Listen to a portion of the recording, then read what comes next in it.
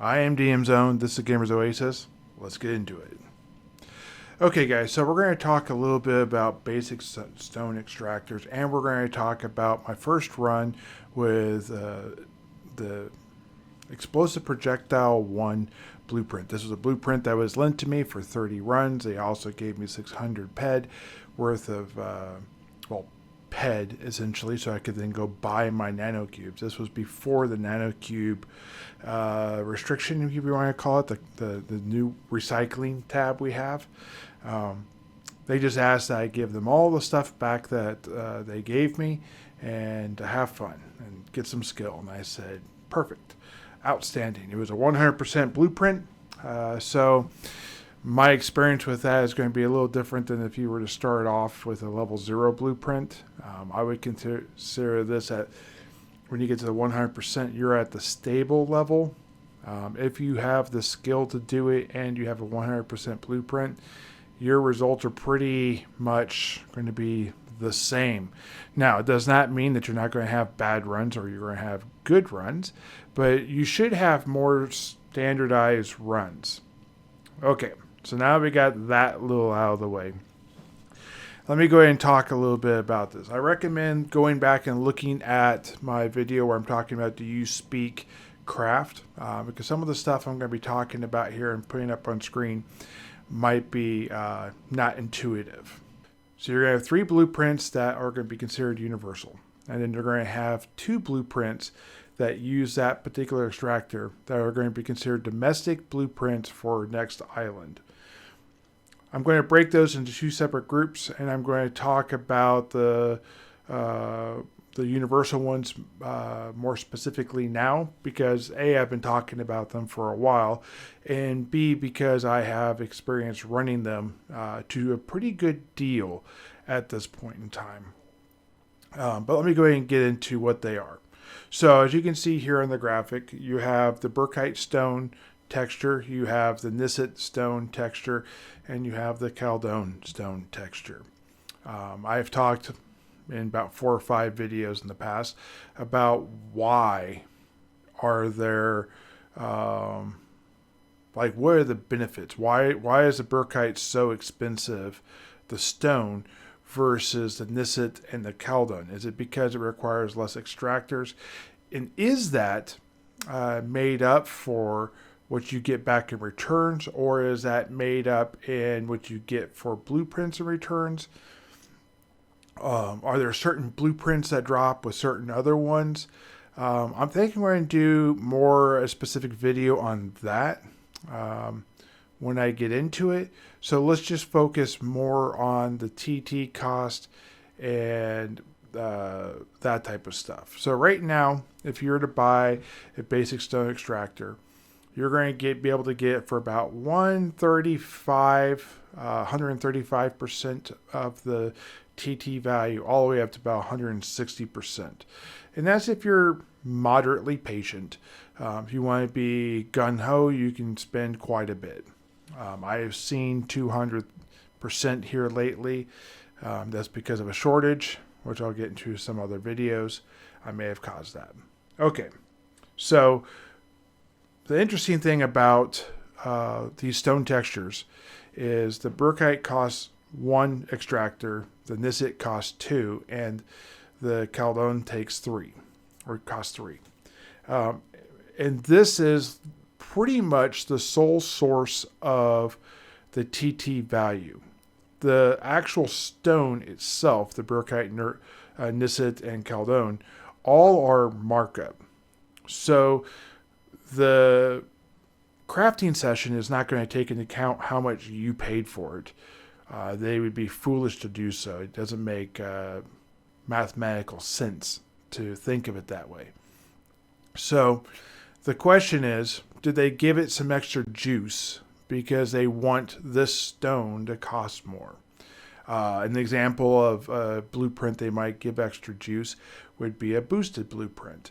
I don't believe these blueprints are boosted in any way, shape, or form. They certainly don't act like it. So I'm going to go with the fact that no, they probably didn't give any extra juice to any of these blueprints. So it is going to come down to literally the TT cost plus probably an asterisk, that you have for each one of these clicks that you do.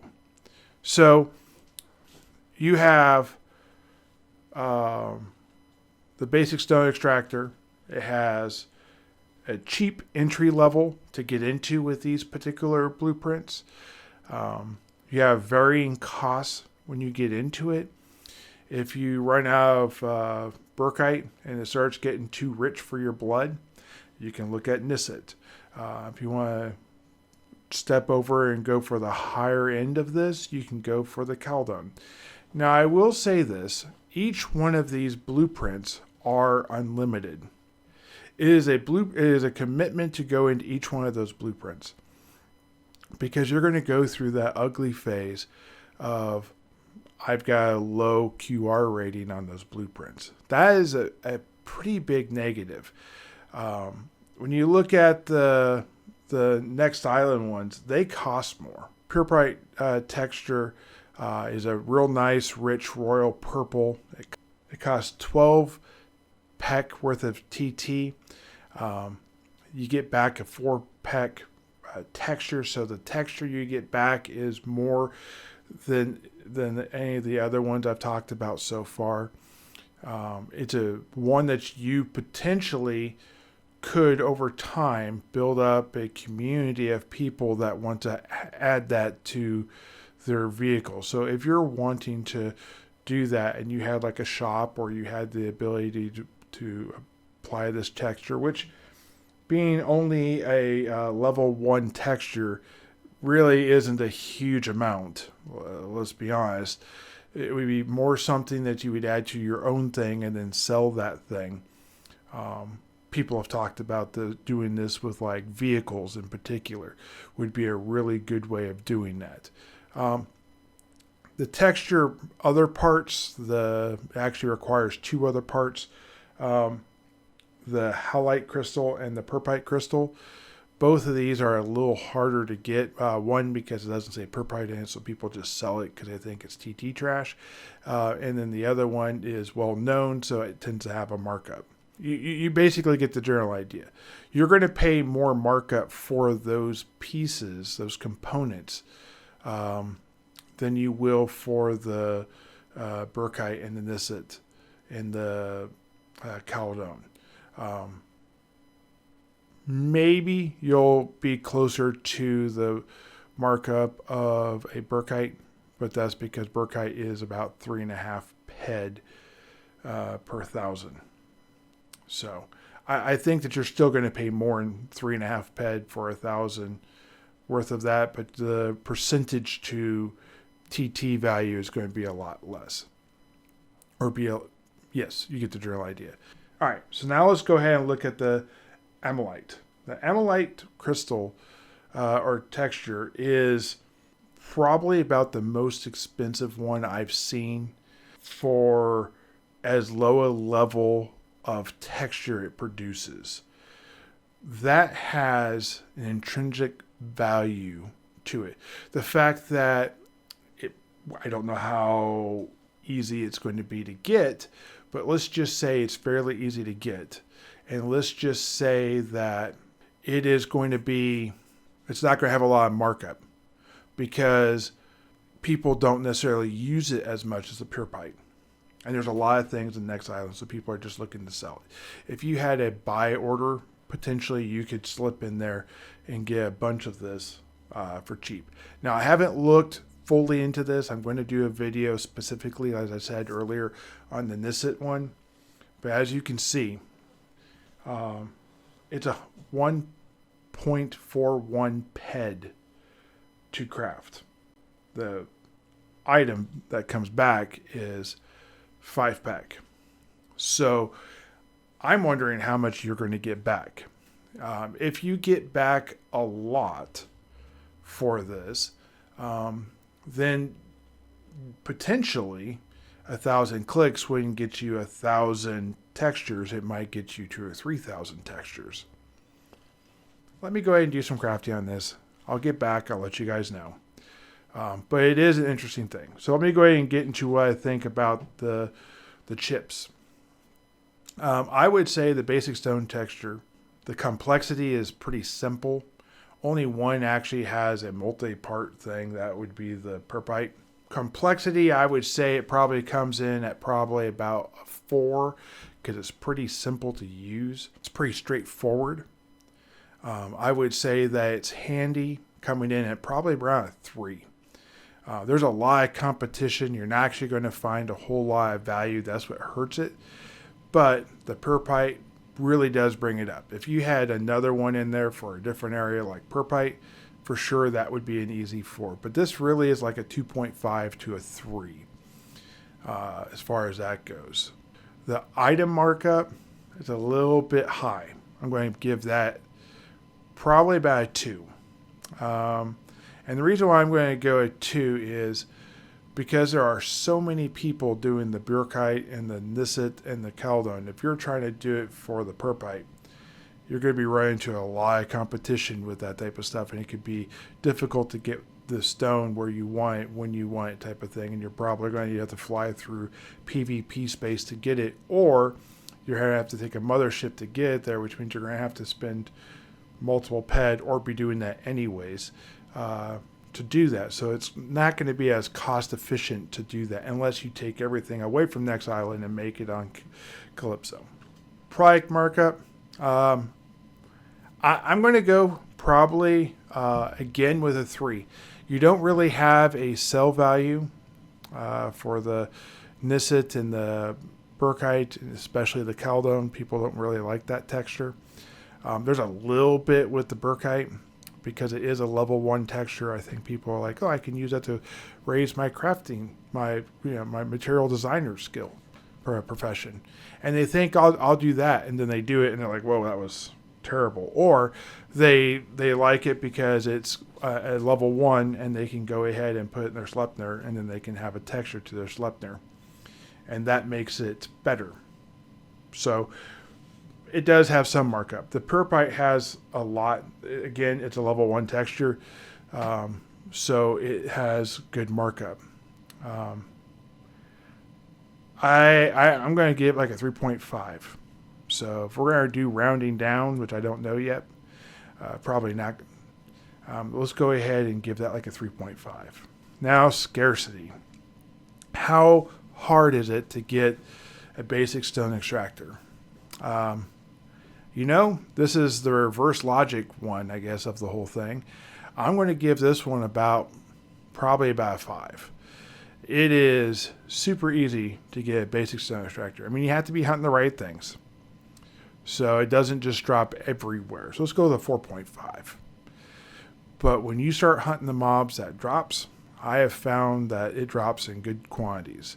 An example of this I found so far is shubs on Monria. You can hunt shubs, complete your daily mission, and you'll get 50, 100, in that range of basic stone extractors by completing that mission. You do that every day, you're quickly going to build it up. That's pretty good. So yeah, I would say probably about 4.5 on that. So that's where you're going to be with the chips. Now, where do the extractor fall on the scale of zone? It's not really an oh my. It's kind of in that ambiguous area. The reason why that is Next Island is not a main planet to go to. You have to be there on purpose, or be hunting that specifically on purpose. And all the stuff you find in the universal stuff is pretty like womp womp. It's just nah, So I'm going to bring it up from a nevermind to ambiguous. I think that's going to be pretty much where it is. So that's going to be how I'm going to score it. I'll go ahead and have my card here showing you what that is. So that's basically how I score it. Let me go ahead and talk about, in this crafting run, what profession gains I gained, shall we say. So for whatever reason, I picked up BLP Weapon Engineer 5. So this is where I'm starting out, which is not bad at all in any way, stretch of form. I also picked up Laser Weapon Engineering 6. Now, why do I have a 5 versus a 6, and why did I pick up like Plasma Pistol or Gauze Weapon? The reason why is because I actually do have a BLP weapon, so I have done some hunting in it. So my BLP weapon technology is a little higher than the rest of them. I don't have a tremendous amount of skill in it. It will be something that will be going up with time. BLP weapons is kind of my secondary weapon right now, mostly because that Osbin X1S1 pistol, the ballistic pistol, is a really good weapon. And I didn't really figure that out until I got to this season of crafting. So even in this season of crafting, you're going to see it go up faster. Laser rifle, I mean, let's be honest. That's the reason why I've got a higher laser weapon engineering than I do anything else. Okay, so real quickly, as you can see here, and I'm going to pull up this as you can see me starting the Nadiri's mission. I want to make sure you see this little tab I have here. One of the things I did was I captured a tab during my tab mission where you got to tame 100 tabs. I took one of those tabs. I went ahead and made it my own. It is a pet that gives you bonuses to your pet skills. So my thoughts was this, that I would go ahead and have a pet out while I'm crafting. I'm going to be doing this boosted probably, so I'll be getting boosted like, with pills or whatnot eventually, or whenever I do this. The times I'll be doing using pills to increase my skills probably will be when I'm crafting, because hunting is something I do probably the most, and I don't really need to go that much higher unless it's like evade stuff. Because I can use the weapons I'm really worried about using at this point in time. So, I'm going to be doing this in crafting, so figured this would be a great pet to have out while I'm crafting. When I get to enough affection, I can actually name it, which is either this one or the next one. I went ahead and named it Epi the Craft. So that is the name of my little tab pet. It is guy get to a certain level. Some of the bonuses to pet taming or pet handling, I'm not sure which one it's going to give me exactly yet until I see it. I know what it says, but I want to see what it does. So assuming that this gives me the pet handler profession bonus, a 10% bonus to that profession, there are non-exclusive skills to pet handling. Some of them are pet handling exclusive. Not all of them. If it gives me a 10% bonus to that, and I can get that while crafting, while being boosted, and all that stacks, then that could be actually a very good thing. Now, the one thing I am concerned about is never once have I ever got a pet handling skill boost while having a pet out, while hunting, and then a BLP or a laser rifle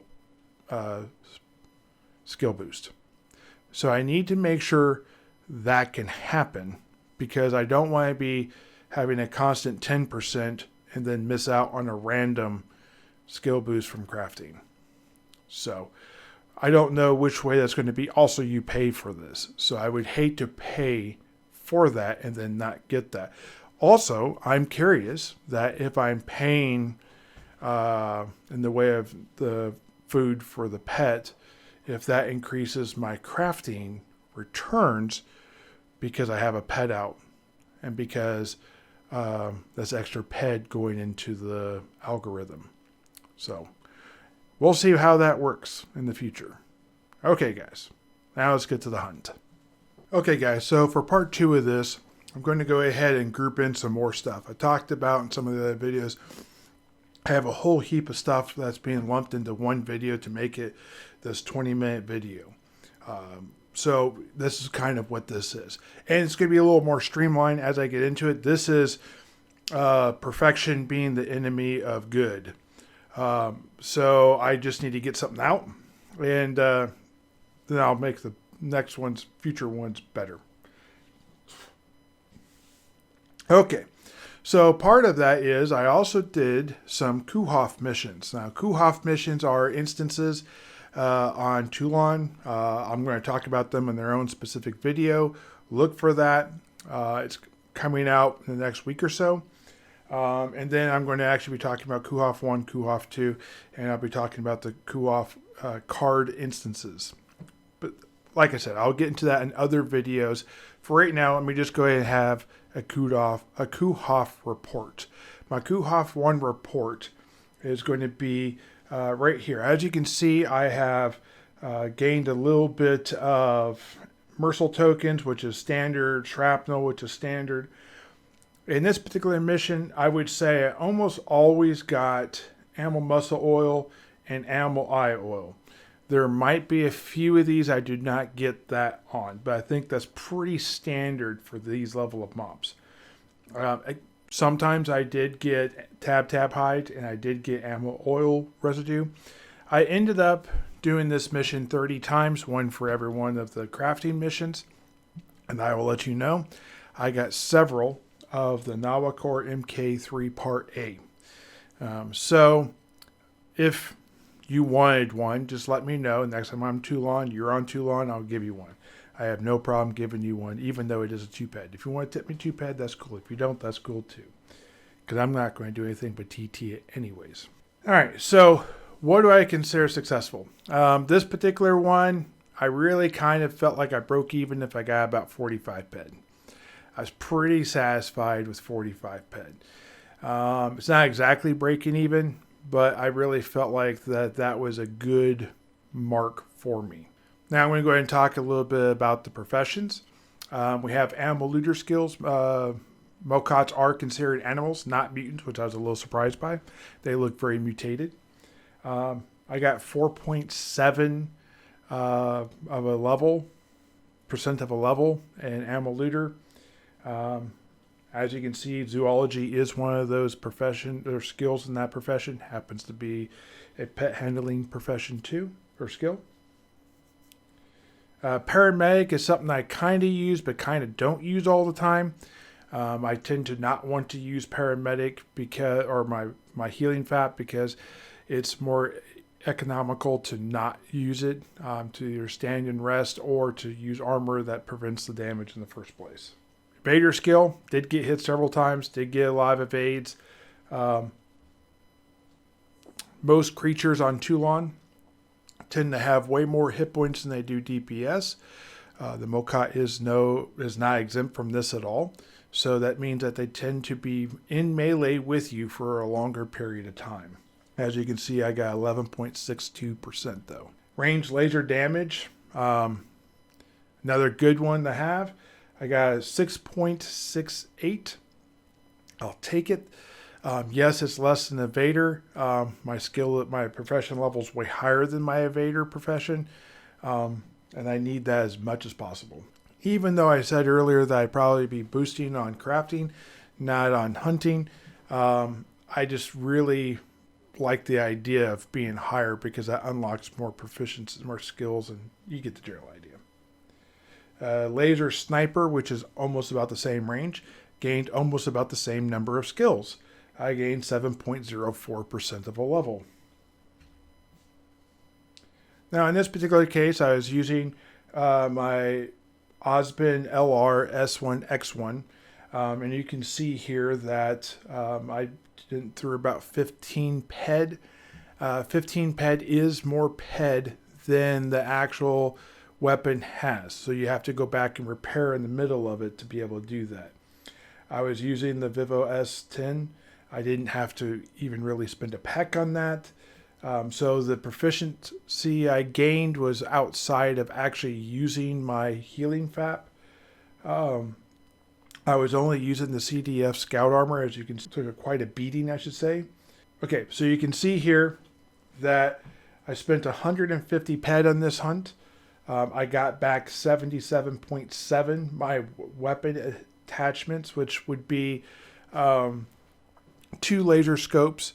This is the good bullseye 8, and then the long range 4, which are probably about the best for entry level to mid level weapon attachments you can get in the game, in my opinion. They're just hands down super awesome. Overall, how did this go? Okay, this is a complete list of what can drop off of MOCOTs at all maturities. That's just to keep things kind of in the same place as you're going through and looking at these things. Also, when I have my Excel sheet at the end, I really want them all to be in the same line, not jumping around all over the place. So you can see I got back quite a bit of animal muscle oil. I got some animal oil residue. Excuse me. I got me back some animal hide. When you get back over 200 animal hide and 150 PED, you're doing pretty good. That will build a substantial amount of hide quickly, which can then be used for other things. Got a little bit of tier 1 components, got some more socket 1 components, which is not bad. I got some basic leather extractors. That's super awesome. I got 1.54 MOCOT hides, which is actually really cool.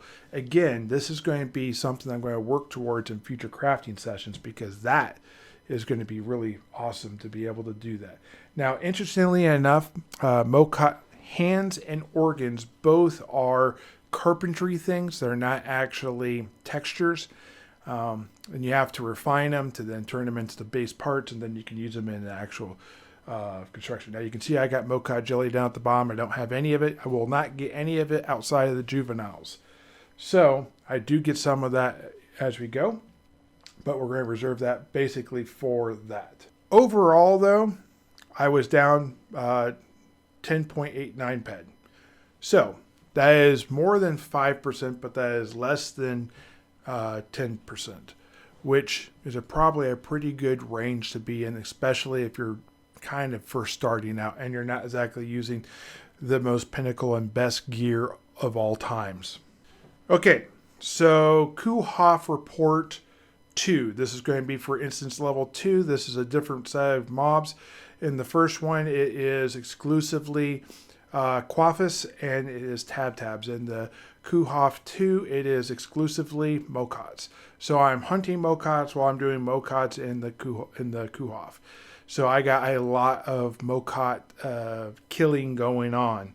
I didn't actually go into the kill report. I feel like that's pretty similar to what you see in the actual hunts. These are not part of that. These are separate. But I did get a few things that are interesting. As you can see, there was 65.87 PED worth of shrapnel for this run.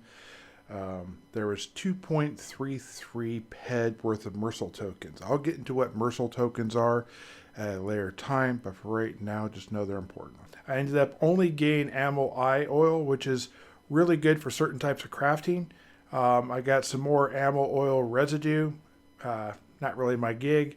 I did get some more MOCOT hands, as you can see. I did get some more MOCOT hide. MOCOT hide is 7 PEC per individual piece, so that'd be 3 hides. I got a significant amount of the socket 2 components. My recommendation is, if you're going to be doing this on different planets, I would just keep a inventory, a stockpile of the socket 1, 2, 3, whatever, just in case you ever have to tier up on that planet. Not a bad way to go. Also, if your buddy ever needs it, you come in really clutch with the socket 1 or socket 2 components when they need that. So overall, how did I do in crafting? That's what everyone wants to know, right? Well, look at this little fancy graph I got over here. This is done in Excel, and I will be able to tally all of this up, and I'll be able to have comparison. And then in my wrap-up video, I'm literally going to have a slideshow of these going by, and you can track it as I go. Or just look at the end result if you prefer that too.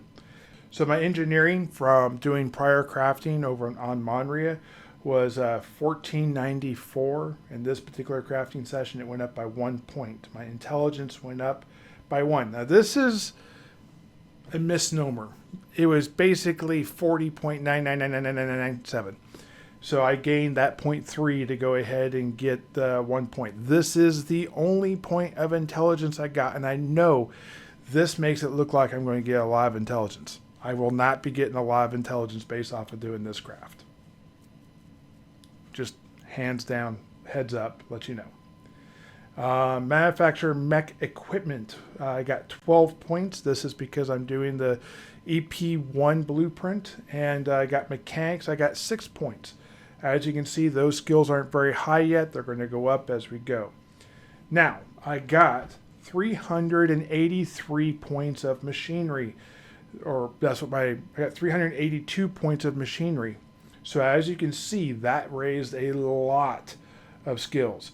Most professions, went up by 22.98% to, well, most of them went up by that amount. I had one outlier that was low, which is carpentry at 19.15, and I had one that was high because it has a higher value in that thing, in that profession, and that was 30.64.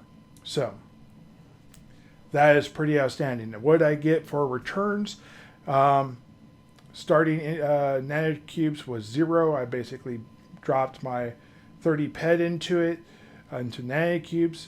My ending nanocubes was 10.45. My starting explosive ended up with 2.75 at the end. Ended up with 2.95 of the shrapnel. Metal residue, I got 4.54. So it means my total amount back was 20.69. So I spent 20, I got back 20.69. That basically means I gained 69 pec on this crafting. Beyond that, I ended up gaining a basic ball bearing. So not a huge amount of blueprints dropped in the first time. You will notice I have a list of basic blueprints. Those are the only blueprints that drop off of this. I was hoping this would be way more exciting on the blueprint side of things. I was kind of let down. That is part of the reason why there's so much other stuff in this video. All right, so Epi to Craft. Started out as pet level 1.27. I was doing the flip every time I had the opportunity to. When it got to 100% focus, so I got the most from it. In one crafting session, I went from 1.27 to 2.25. So I gained 0.98 of a level. I ended up spending 2.9. I ended up spending 30 nutria bars. Total skills gained was 5.18 in the mechanical engineer. Total profit loss after blueprints was 71 pec positive. It was a profitable run. Man, if you can gain skills and be profitable, you're doing things well. That's all I could hope for. Anyways, guys, I hope you guys liked this video. I hope this hit right. I'm going to make this better in the future. If you want to see more videos like this, or at least wait until you see the second and third one of these before you make any decisions. I have a lot of other videos coming out that's slightly different than this. So I hope you guys like those videos. Give me a like, give me a subscribe, give me some suggestions down below. I may not be able to change it in season 1, but I am going to do a season 2. And I would like to take whatever you guys tell me there and kind of maybe implement it in season 2 if it's a thing I can do. Okay, guys. Hope you guys enjoyed it. See you guys in the next video. Have a great day. Keep her in that bed. Bye.